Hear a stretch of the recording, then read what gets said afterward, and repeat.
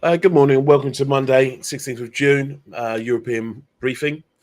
In the Middle East, Donald Trump vetoed an Israeli plan to kill Iran's Ayatollah Ali Khamenei, a senior US official said. The two sides may need to fight it out before they're ready to broker a peace deal, said the president. He told ABC News that it's possible we could get involved and posted on Truth Social that the full strength and might of the US military is ready to retaliate if Iran attacks American interests. The UK is moving aircraft to the Middle East to protect its military bases, Sir Keir Starmer said, as he urged Israel and Iran to de-escalate their conflict. In overnight data, the latest Rightmove survey showed the average price of property coming to the market for sale dropped by 0.3%. The continued decade-high level of buyer choice is also continuing to put downside pressure on prices, says the report. In Asia, China retail sales growth in May rose at the fastest pace since December 2003 and exceeded estimates, offsetting a slowdown in the expansion of industrial production. New home prices fell for the most in 7 months. China's aggregate financing in new yuan loans showed no uptick, so desperately wanted by the Chinese government. PBOC, the central bank, plans second cash injection via outright reverse repos in June. Nikkei reported Japan and EU plan to step up defence industry cooperation, with officials and private sector representatives set to meet today. Emmanuel Macron offered to help improve the security of Greenland, which he said was subject to preying ambitions.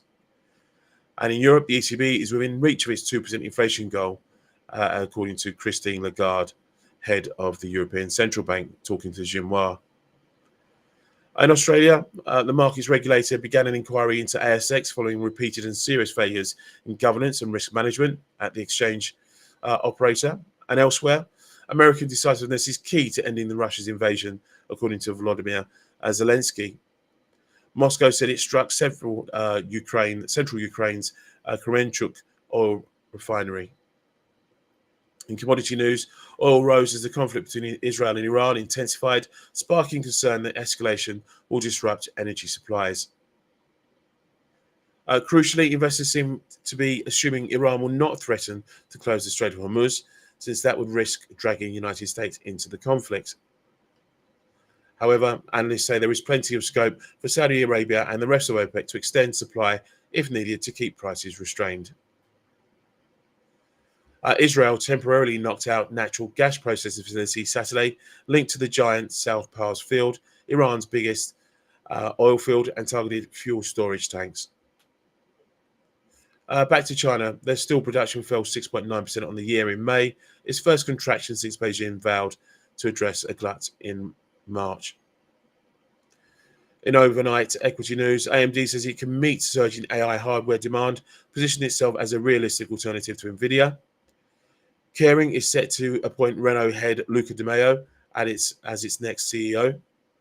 Nissan CEO told Nikkei the automaker could well sell some of its Renault shares.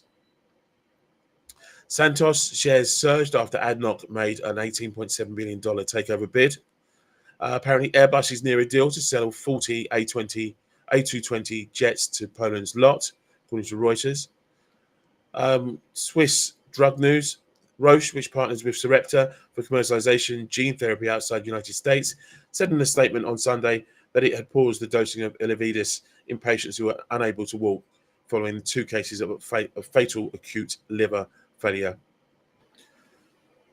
Mediobanca delayed a key investor meeting to September to build support for its Banca Generali takeover. UniCredit is said to have built a 1.9% stake in the bank to join the vote. In the UK, Metro Bank received takeover approach spearheaded by PE group Holland Street Capital, according to Sky News. Nippon Steel won conditional US approval for its $14.1 billion purchase of US steel, setting the stage for the deal to close this week. And looking at the rest of the data for today, this includes US University of Michigan's prelim consumer sentiment index for June. And in Europe, we'll get industrial production for April. In terms of central bank speakers,